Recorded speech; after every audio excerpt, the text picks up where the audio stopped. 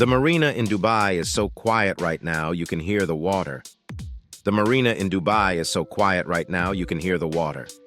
No yachts, no music, no crowds, just empty berths and a skyline that still looks like the future.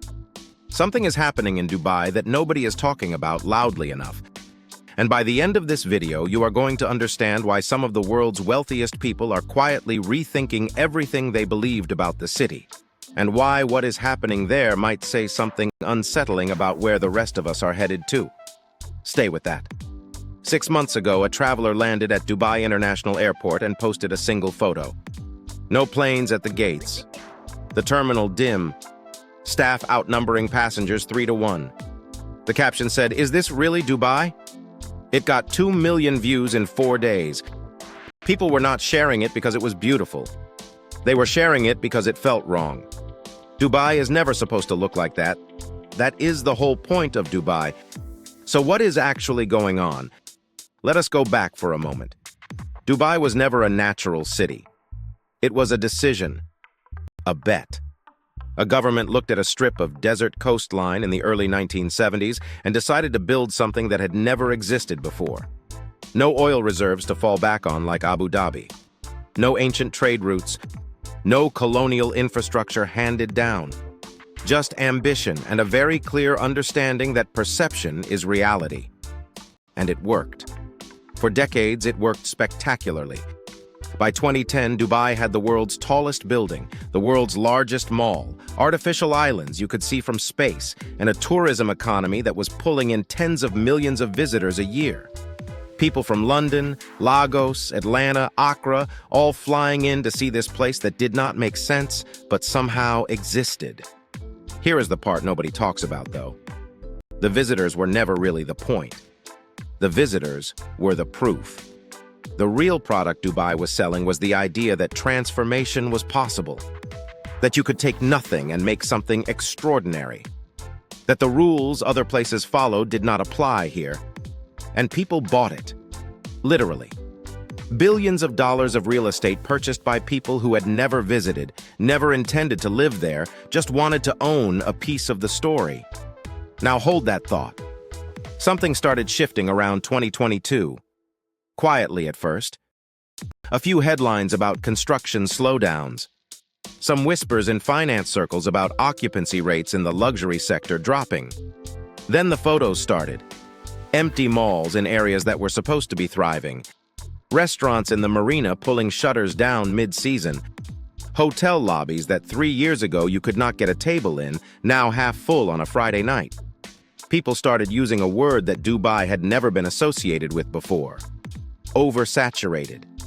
When every developer builds luxury, luxury stops being special. When every street has a rooftop bar, none of them are the destination. When the story gets so loud for so long, people eventually start looking for the substance underneath it. And here is where it gets genuinely interesting. The people leaving Dubai right now are not the ones who failed there. They are not broke expats cutting losses. Many of them are the exact people who built their wealth there.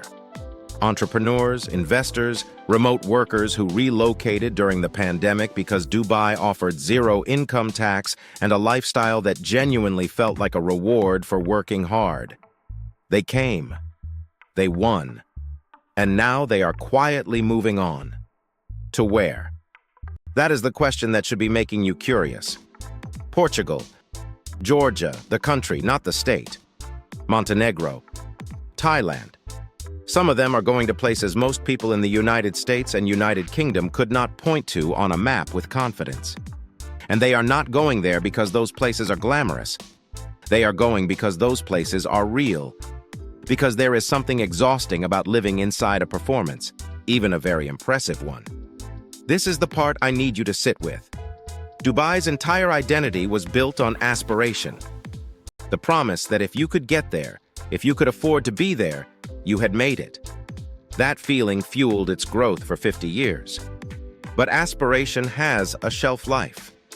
Once enough people achieve something, it stops feeling like an achievement. The goalpost moves. It always moves. And the people who are most aware of this pattern are not the ones who never got what they wanted. They are the ones who did. Now, there is a real question underneath all of this, and it is not really about Dubai. How many of the things you are working toward, the apartment upgrade, the business milestone, the holiday you keep putting off, how many of them are things you actually want versus things that were handed to you as evidence that you had arrived somewhere worth being? Because what the Dubai story reveals, whether the city recovers or not, is that the most exhausted people in the world are not the ones who gave up. They are the ones who achieved exactly what they were told to achieve, and then looked around and thought, is this it? Here is what is actually happening in Dubai right now, stripped of the noise. The city is not collapsing. It is recalibrating. The government is aware.